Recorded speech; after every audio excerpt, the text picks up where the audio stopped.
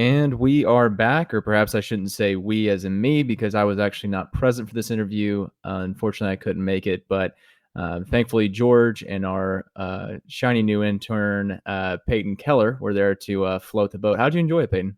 It was good. Yeah, it was good. It's definitely it was a unique interview for sure. Um, Two different practices we were looking at, so that definitely made things interesting.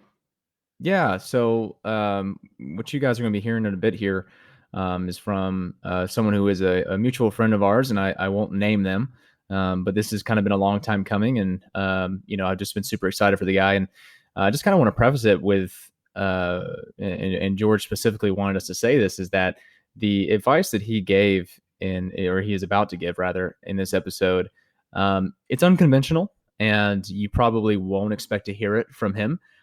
If you told him he was going to say these things beforehand, he wouldn't have believed you. But it really just has to do with the particular person that we were talking to in this episode. So I'll let you guys kind of drink that in a little bit, and we'll talk about it afterward.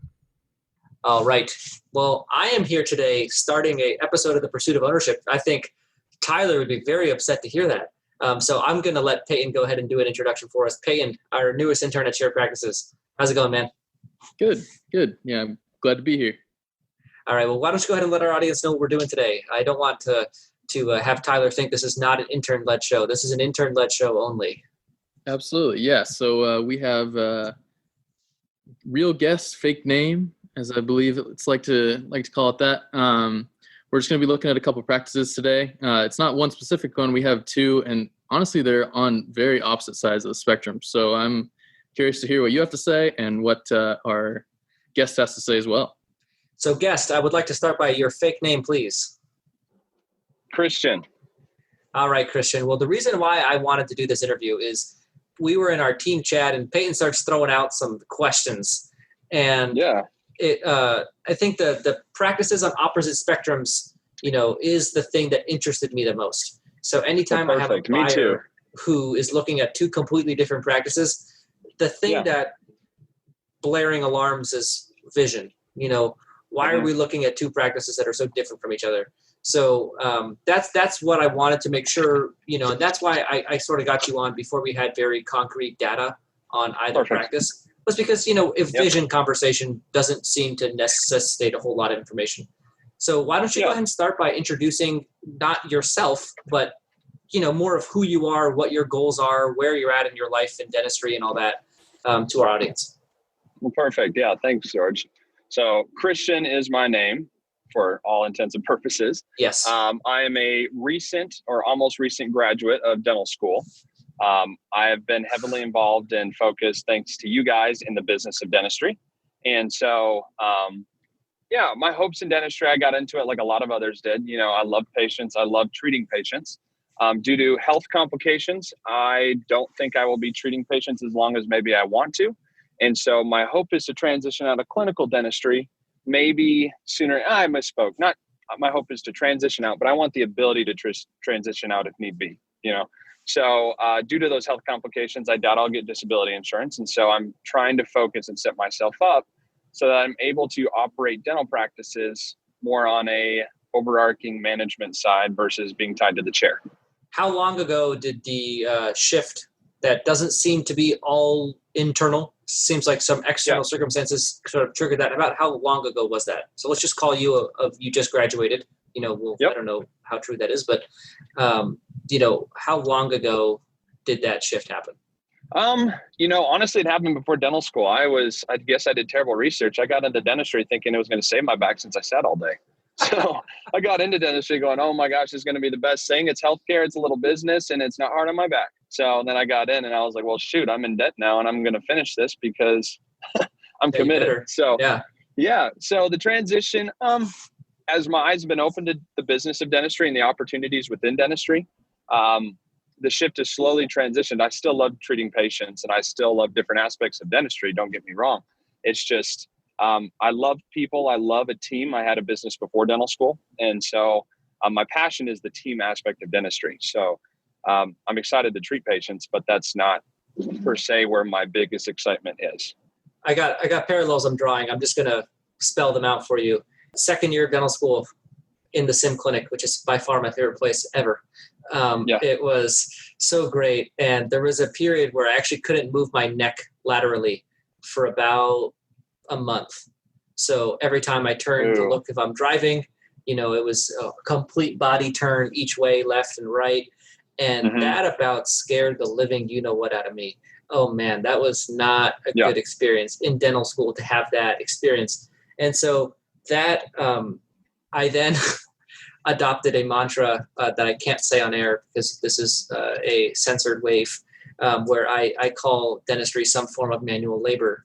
And I think it's a lot more like that than we initially expect going into the profession. I think it's a whole lot more manual labor than we originally thought. And so, yes, I can totally relate to that. The second thing is, for me, you're different, right? You've run a business before. You love team. That was my biggest eye-opener as an owner, was how much I loved team. And I thought it was all not team. And I realized that team is my favorite part. And so I think there are those that I can tell just from the way you talk about it, that, you have the people skills.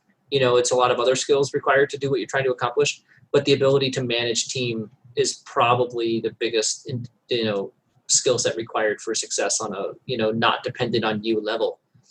And so I, just on the surface, drawing a lot of parallels, and even more so interests me in, what you're doing. So are you thinking multiple locations then? Are you thinking one big office? Where is your mind at? My guess is multiple. Gosh. Well, as a disclaimer, I start to get skeptical as soon as someone says this is exactly the way I'm going to do it, because I was there D1 year, did a lot of research, and I was going to be the guy with 20 practices. And then I did more research, and I was going to be the guy with 2 practices that bought him my 3rd year of dental school. And then I was going to be the one guy with the 1 big practice. So I would love to tell you I've got it exactly nailed down. I know what I want my lifestyle to be like. And I'm more open for the opportunities that arise. So as of now, my hope is to have, 2, start with 1, grow it to be a larger practice, work that into some docs. And then once that practice is operating and it's kind of, the wheel started to turn and it's running on its own, then consider opening a second. So, and then tops maybe 3. So that's kind of where I sit. And I like what you said the first time of, you essentially were outlining a pivot.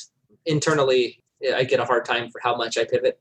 I think it is one of the most useful things that you can do in your career is see how things are going and change course as necessary and have the ability to deviate from the original plan. And so, yes, it does. Yeah, it's well, not it's going that to be dependent hedgehog on mentality. It's like when to stay the hedgehog and when become the fox. Exactly. Yes, totally. And so, you are open to the idea of multiple practices, but the thing that you're really married to is the idea of just not having it be dependent on you and still being able to make a comfortable income, regardless of, what that looks like in a definitive sense. Exactly. So talk about the 2 practices that you're currently looking at for acquisition opportunities. Okay. Let me back up off them to give you kind of a background play of why I am looking at 2 crazy differences.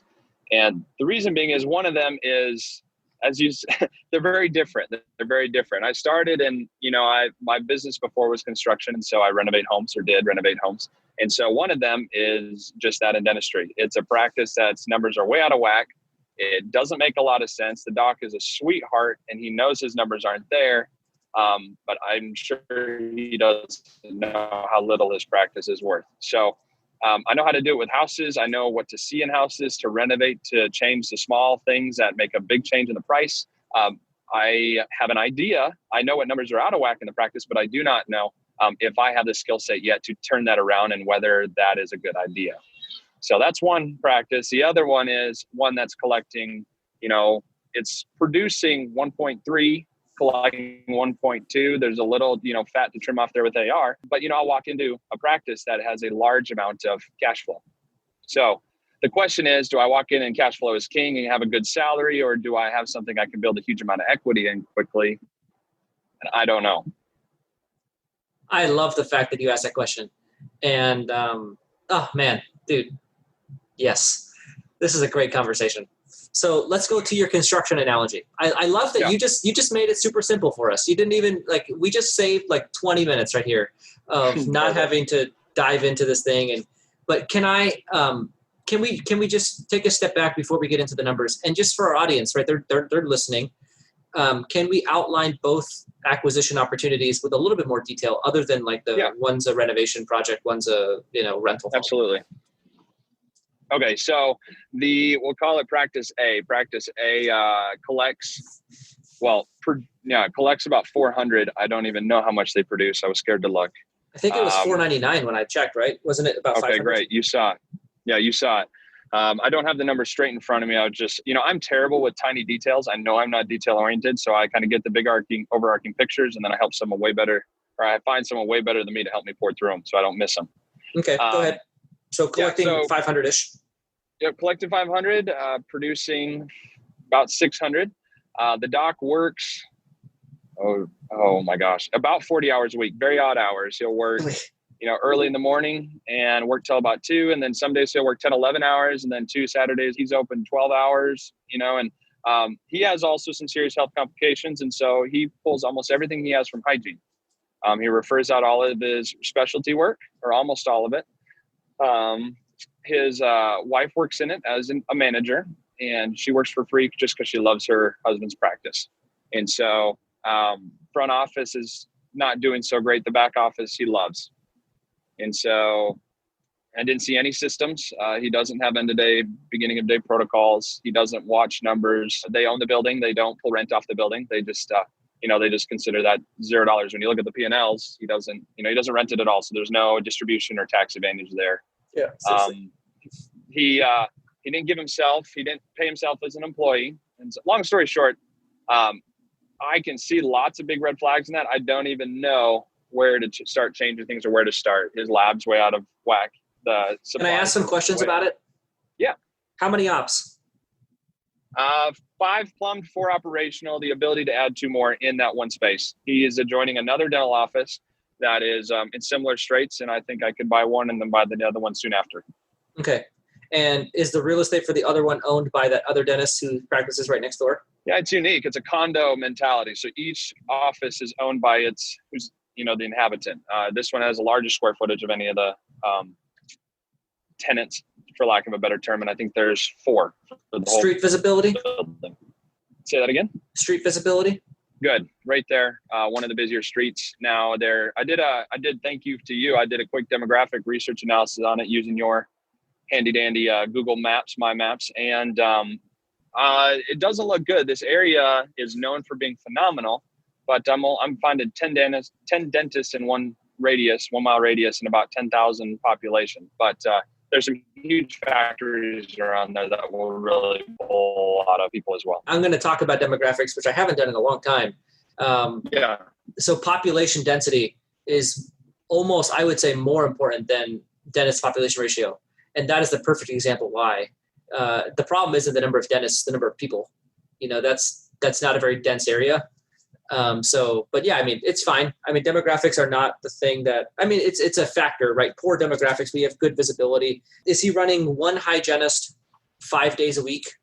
Is that so he actually has 3 hygienists. He runs 1 full-time, and then he runs 3 full-time on Saturdays, and then 2 full-time, I guess the best way to say it is there's 2 hygienists there on a full-time schedule. 2 of them are part-time and kind of flip through that, and 1 stays there all the time. George just shed a single tear, I think. So it's funny. Every time I do one of these, I come in with a plan, and I come in with all right, this is what's going to happen. Right. So let me pause the episode for a minute and let's just talk. So we got a 1.2, we got a guy here. Okay. I got enough information on this practice. The $1.2 million one, anything special about it? $1.2 million, kind of walk me through that practice on it. Let me just ask you some questions. How many doctors do we have in the $1.2 million practice? One. One doctor. How many hygienists? Good question. I know several, but I don't know exacts. I think 3. I'm walking into this interview with this guy who wants multiple practices. Seems like a very ambitious dentist, somebody that is going to own a lot of practices, or maybe not a lot, but is going to do well for himself passively. I'll put it that way. And I'm looking at a practice of $495K in collections with pretty much $450K of overhead. This dentist that owns his practice makes like $50K a year. And I like the fact that the real estate was included. That was something that was positive for me. But what I did not like was the fact that, it just, it sounded like such a long project to build it up.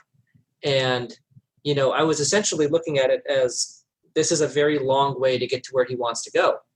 And now, oh my gosh, I got so much information in here. He could own the real estate. There's a dentist next door that he could combine to turn it into a group practice. It's street visible. It has 3 hygienists that work there for a total of 2 hygiene days for every day. The guy's open an insane amount of hours. And now the thing that keeps harping to me is both vision and path to get there are very straightforward.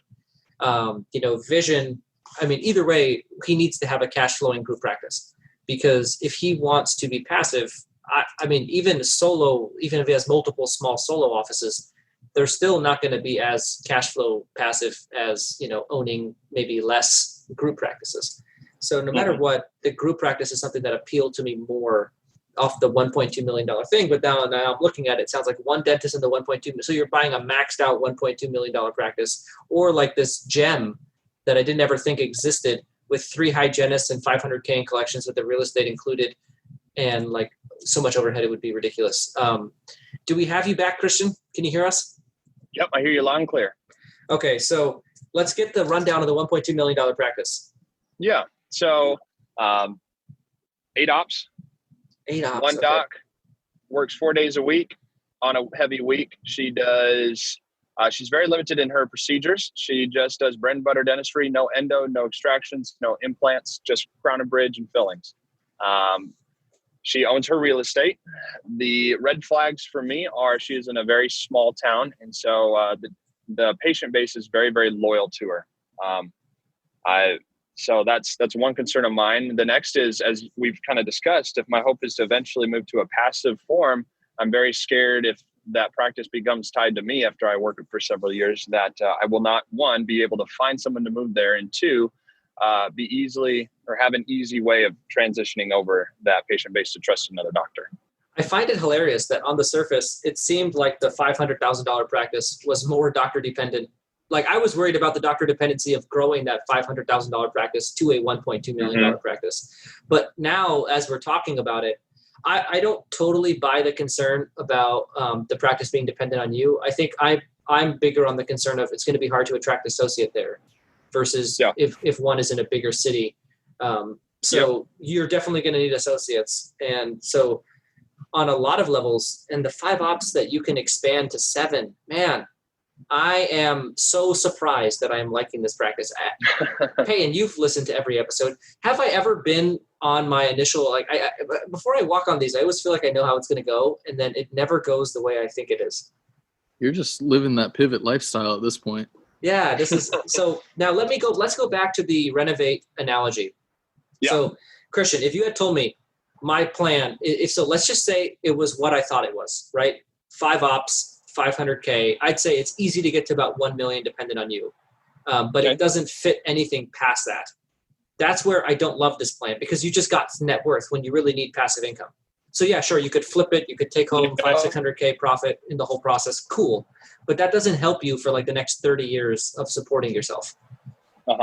And that's where I like the idea of the $1.2 million practice with 8 ops, because that could grow to 2.5. And then you kind of have this. But if you're telling me that I could get this practice, have built-in equity, which I could then harvest by buying the practice next door and having less debt, potentially selling to some partners down the road, I personally am actually, and you have a motor on you. So this is the thing, like if you're walking into practice A, the one that's going to take some work, like you got to have a motor, you got to be good with people, you got to be good at implementing systems. You're not the average dentist that isn't capable of doing any of those things.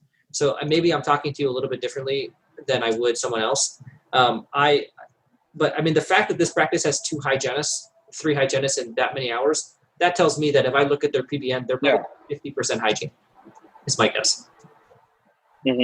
So this is really like $1 million practice in hiding, which is very, very rare. I do not want the conclusion from this episode to be a practice doing $495 with $430K of overhead is a good buy. That is not the conclusion.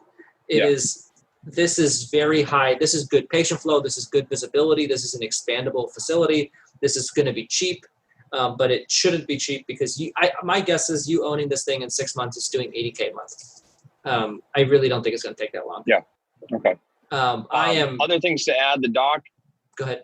No. So questions, and just to give you a more of an in-depth perspective on it, the doc is willing to seller finance. He is also willing to buy and update his. He's willing to update material and tech for me. I went to a great school that allowed us to do a lot of digital dentistry. So he is willing to invest and buy scanners, 3D printers, CBCT, to allow us to do expanded, just more special procedures. So there's he's very willing to be in there. And his kind of motto is, I will stay as long as you need me or as little as you need me. I just don't want to get in the way of your growth. Yeah. You want this guy out. Okay. Wait, but he's clinically injured. Is that why he's not producing? Or is it because of his diagnostic philosophy? Yeah. No, it's more of his, he cannot do more than what he's doing. Just doing hygiene checks on 3 hygienists is all he physically can do. So he loves endo and he does endo procedures and he keeps up with his hygiene and just does his clin checks. Maybe I'd keep him then. That's kind of about where he maxes out. I'd keep him. He's not like, if it was like the guy that sucks at diagnosing and is patching everything and is just killing his practice, then that's not the guy I want around. But this guy seems solid, and it just seems like it's more of a circumstance than it is who he is as a dentist. And so having him around could be nice and helpful, especially at first when you're running behind with hygiene exams and stuff. Could learn endo too. Learn endo from him. Yeah. So I did not have a good foundation there. Yeah, and then as a new grad, getting seller financing is huge. What's the purchase price on the $1.2 million practice? Do you have any clue? Yeah, I think it's going to be about $890. And what's the purchase price that you think you could pull off on this one? He has no idea what his practice is worth, but just looking at the rough numbers, I'm saying it's worth 2. So not including real estate. Very generous. Yeah. What for the real estate? What would you offer for it? I would see how 150 sounds. And this is right. Let's if everyone's wondering, like, why is George being a cheap guy with the seller right now? If he's willing to make things happen for me, I'll go to 200. But I first want him to get grounded in a number. And the thing is, I want him to show, look, dude, you make $60K a year. Like, this is bad. No buyer can buy this practice. Me willing to take this thing off your hands, I'm doing you a huge favor. Right? I want to start the conversation there. And I want to say 150 is probably the most this practice could ever be worth. But the problem with it isn't that, it's that nobody can buy it. So you have to bank it. So he has to do the seller financing. Then you say, I am a really nice guy. I'm Christian. I have people skills. I think I can turn this thing around. I'm going to need this, and this, and I'm willing to pay you more than you could probably get from anybody else for $200K. And then you have that conversation in that way. I mean, look, 150, 200K, 300K, 350, I really don't care about the number. Most important thing is the terms. So I want it seller financed. I want the real estate. I also want that seller financed. I want to win terms on this deal. Okay. And go ahead. Quick question for you. Yeah. So when we discussed it, his thoughts on that were on the exact same terms. He's so scared because his neighbor just had to close his doors because he was in the same boat this guy is in. And then would you buy the real estate? Would you combine it in and buy it all at once? Or would you put it in there first right of refusal and put it 2 years down the road? No, now. Okay. And that's why you seller finance it. Okay. Wait, the neighbor closed doors? Yeah. So they basically just walked down, gave charts, and someone else just kind of picked up where he left off. So and that guy now likes to play more golf than he does dentistry. Another old guy. So that's what I'm saying. That one, he's ready to sell. This guy wants to sell. And then I'm going to do my homework to find, maybe saw a couple others, within 3 miles. That are they adjacent, like touching doors? Like you could blow down a wall? Yep. Yeah. Same floor. If I were you, I'm doing both at the same time. Okay. I'm having that conversation with both of them because you have a seller who's willing to stay and help you check hygiene. And then you could have 2 sellers and you in that bigger practice. That's the best play here. And you own all of the real estate. Okay. That's the play. How about, what are your thoughts on I'm a dental student, right? I think my hand skills are great for a dental student. Let's emphasize the student on that. Am I biting off too much to chew getting 10 ops to start with? No, Okay. because your management capability is much higher than a typical dental student. Okay, so I'm looking at bringing in associates immediately. Yeah, I mean, right? Isn't the seller, the golfing guy, going to work for you too, probably? Well, I haven't even talked to him. I just know more about his practice than he realizes. Yeah, so let's just forecast the situation for me. This is what I would view as the best possible situation. And I am speaking to somebody who's very ambitious. And I'm speaking to somebody who I think very highly of their ability to do this. This is exactly how I would speak to Payton. This is exactly how I would speak to Tyler. This is not how I would speak to my average classmate. So as you're listening to this, this is very pointed. This is not general advice for the world. I want to say that because the idea of buying 2 practices at once as a new grad is not something I would recommend for a lot of people. But this is somebody with experience. This is somebody who I have faith in their ability to manage. This is somebody who has a long-term vision that aligns with this plan. And quite frankly, this is something that I would have done as a new grad if presented the opportunity. So I would employ both of my sellers to let's just say you pull it off. This is what plan A would look like. You buy both practices, you seller finance both deals and both sets of real estate. Now you're not affected by the fact that you are not bankable. Okay? That's the only way this works. And then at that point, you are not going to be bankable for a very long time. So no bank is going to touch you for like 3 years, which is okay because you now have 2 practices with sufficient operatories to get you to a point where you can cash flow well enough to meet your lifestyle needs in one practice. So you don't even have to look at the possibility of multiple. You've already bought all the practices you need to not need to work clinically. And then you get there. And then once you're there, banks might lend you more money. So then 2-3 years from now, after you're done working on these practices, you're now bankable. And if you want multiple, you kind of have that in play. But get to a spot where you have an office manager, you have a couple full-time associates, and yourself. And so buying them both at once ensures that you won't need more money at some later point, which is why I view that. Because once you buy this practice, you are no longer bankable. You own a practice that's tax return sucks. Like that's what you own after you buy this practice. The last thing you want is to need more money to buy the one next door in 2 years and then miss out on it for somebody else coming in.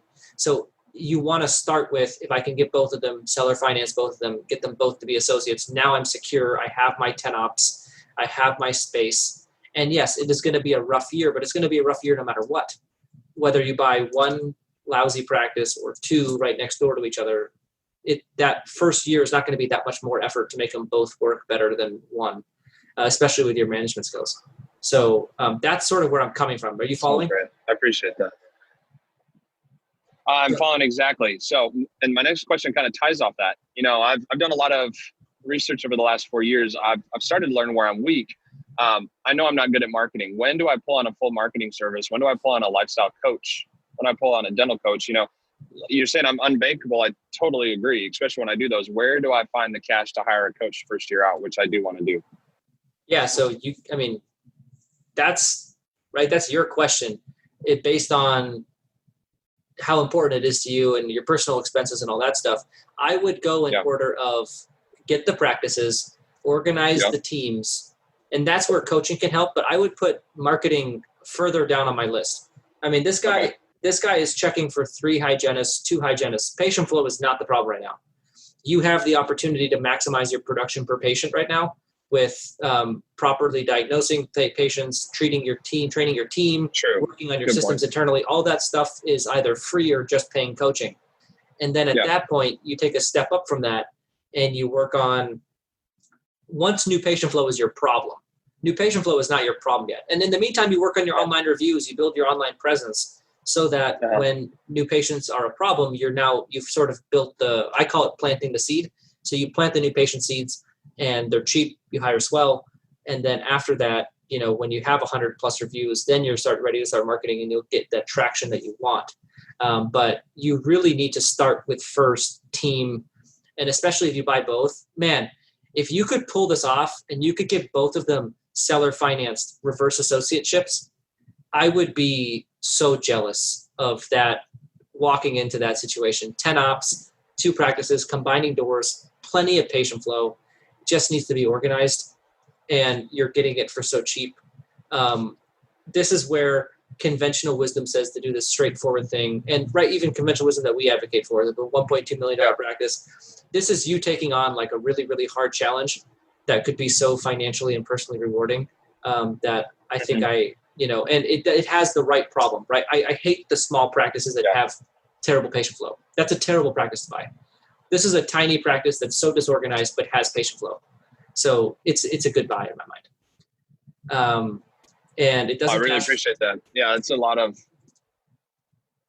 confidence you give me, George. I was kind of thinking similarly on some, and I was starting to lean that way, but it's great to hear you say it. So, Christian, I love this conversation. So the very first day I met my team, I met them and I thought to myself, crap, what did I just do? These people, I'm a 25-year-old guy. There's no chance I'm leading this group of people where 3 of them are over 55.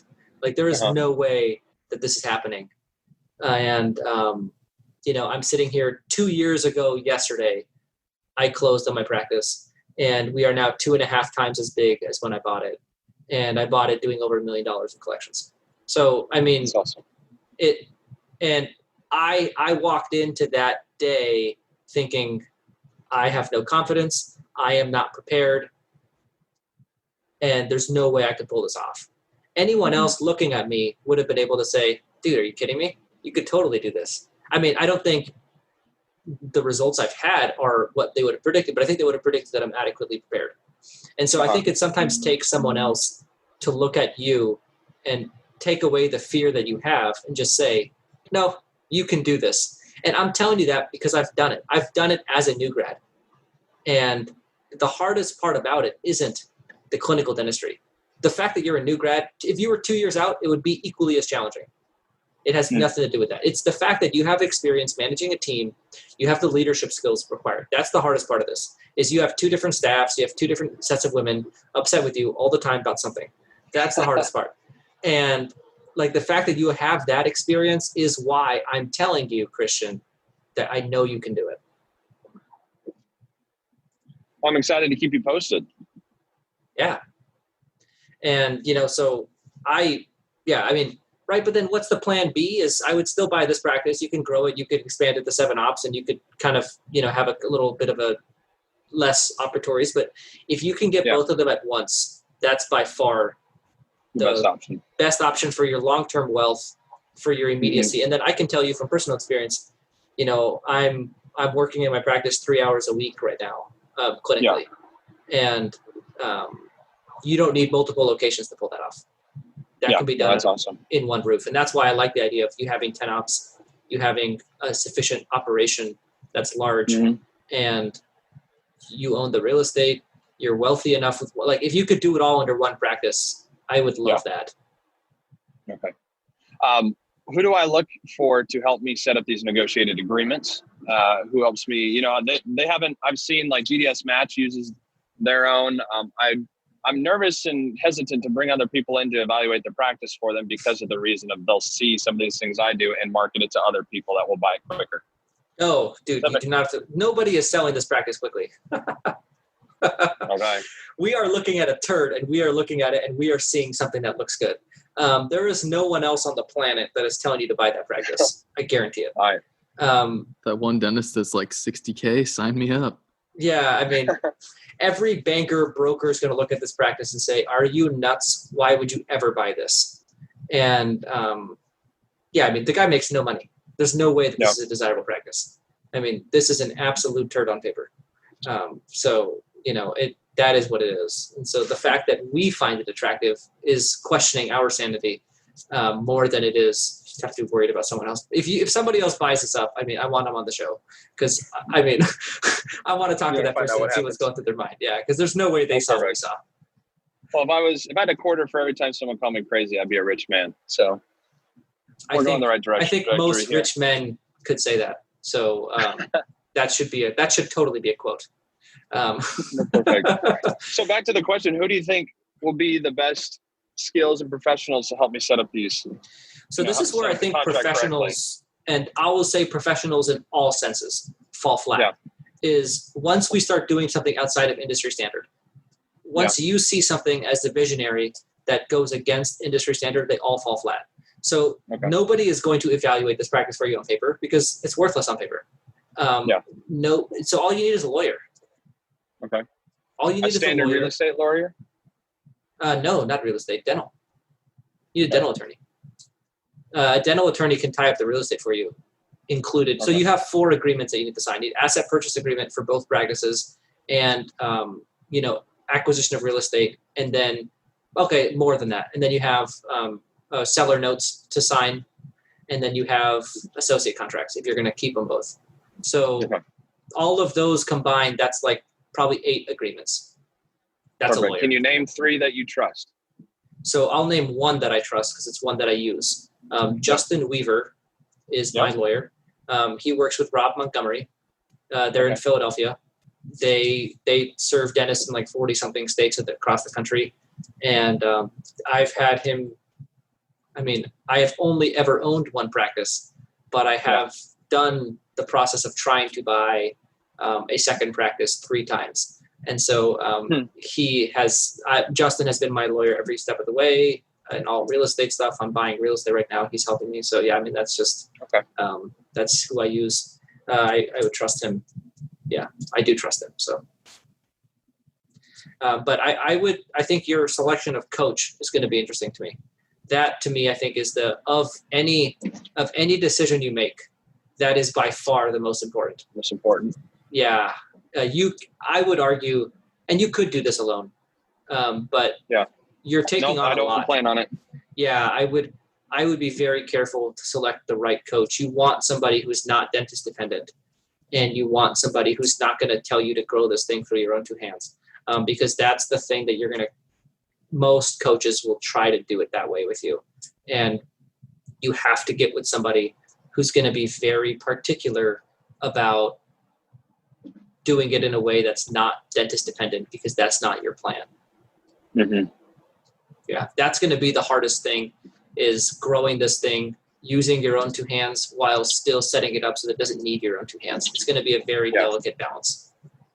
And for our audience, he has taken on, if somebody came to the restaurant hungry, he's ordering 2 entrees, 2 sides, and dessert.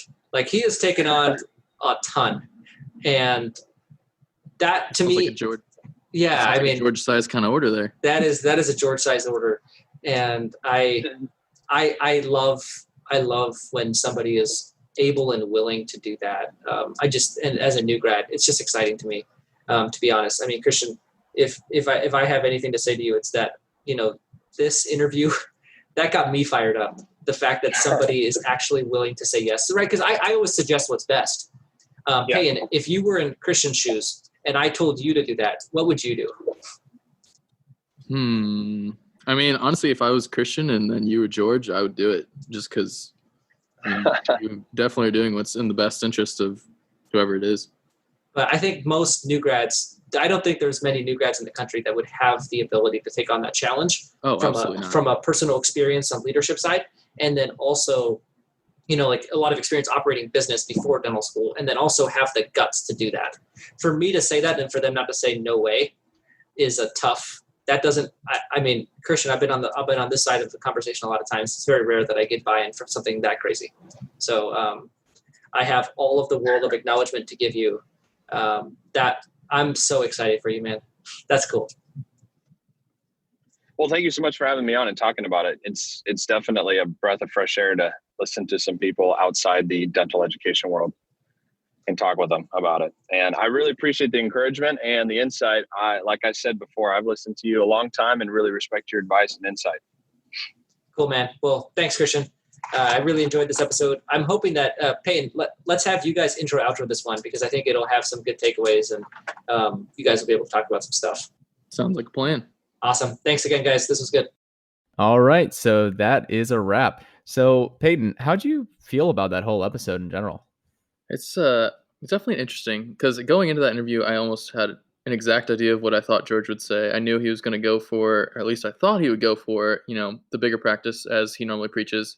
But it was interesting to see that he kind of went for the smaller practice approach just based on a lot of different things. And I think it's cool to see that, like, as a group, we're like pretty flexible, like, and open to seeing, what people are looking to get out of their career and what different things they can bring to the table. But like we said in the intro, this is definitely not advice to the general public. Take this episode with a grain of salt. It's really cool to see someone with a skill set that can work in a different type of situation that we normally recommend. Sure. But besides that, I think that's about it. That's all we got for today. Yeah, I mean, I think that, one thing that we're kind of unraveling in this whole Pursuit of Ownership series is what may have come to be a bit of dogma out of a lot of the season 2 stuff with regards to acquisitions. We kind of painted a portrait of what the ideal practice looked like for sort of archetypal people. And I think that people kind of get a sense of, what we're generally looking for, what George is generally going to advise on. But something I hope that this episode kind of makes clear is that these things are person specific. Exceptions can always be made. And, the acquisition process is a game of compromises, and you optimize the compromises for the skill set and whatever it is that you're looking to do and what you want the acquisition to look like. And in that respect, there is no actual ideal practice opportunity. There's just the right one. And that's just for whoever you are and whatever kind of journey you're hoping to have. So I really hope that this was sort of a, somewhat absurd example that kind of ran very contrapose to what George will typically be saying. So I personally enjoyed it. I really hate that I couldn't be there. But being a fly on the wall wasn't so bad. I think you did a great job, Payton. Awesome. Thank you so much. All right. Thanks, guys. And you'll be hearing from us next week.